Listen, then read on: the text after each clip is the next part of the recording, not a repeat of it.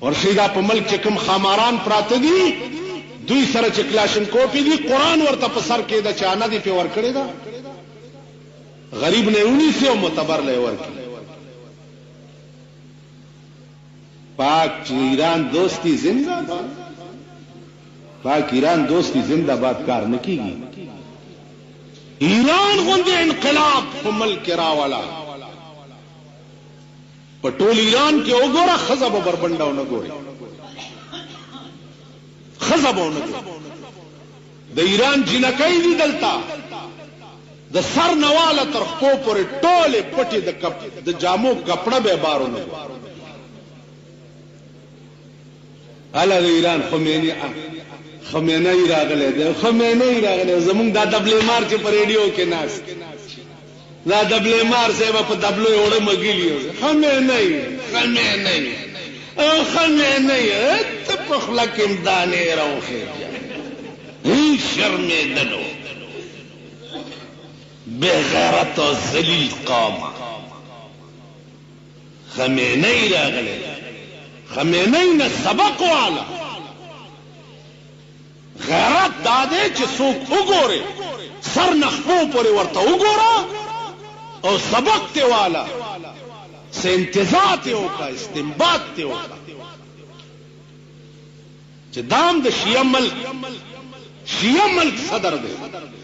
تزان ته اهل سنت والجماعت وي د شیعه ملک صدر خو په خپل ملک کې شیعه مذهب د پاره کوم انقلاب راوسته او تا د محمد رسول الله د جوړ کړي قانون د پاره په روپۍ کې ټیډي پیسې انقلاب په ملک رانه وسته اوس خو د پښتنو په دې خله کې هغه غلې شوی دی قسم خدای راستی او قسم په خدای او ما دې خدای وایو په خدای مې دې قسمیو د خدای په ذات مې دې قسمیو په قرآن مې دې قسمیو په پیغمبر مې دې قسمیو په تاکال صاحب مې دې قسمیو په بابا صاحب مې دې قسمیو اوس خو د پښتون خله نه ده ډیران دی مونږ نه دا تور ګونګټان پیژنئ دا تاسو د کوم ملک خلک زما مخې ته کېنئ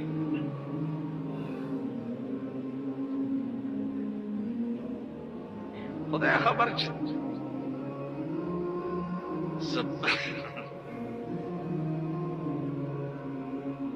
دا جمی کې به پخوا دی واخو کې خلک د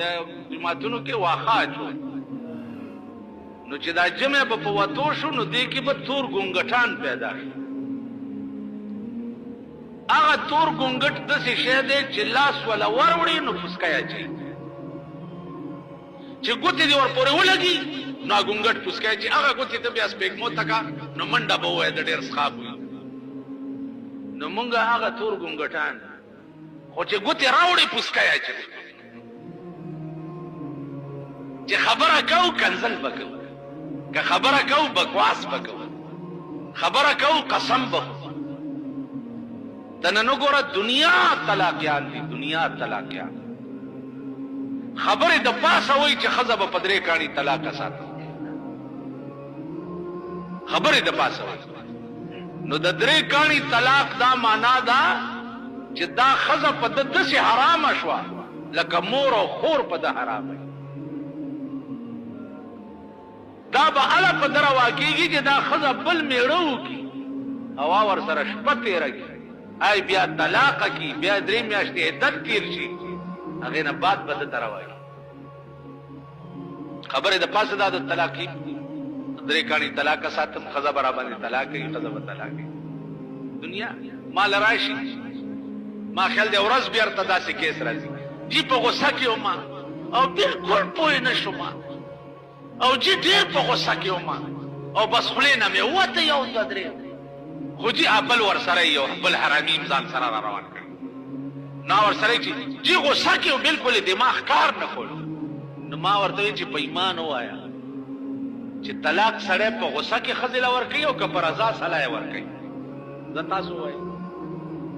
خپله ښځه په رضا څه وکړي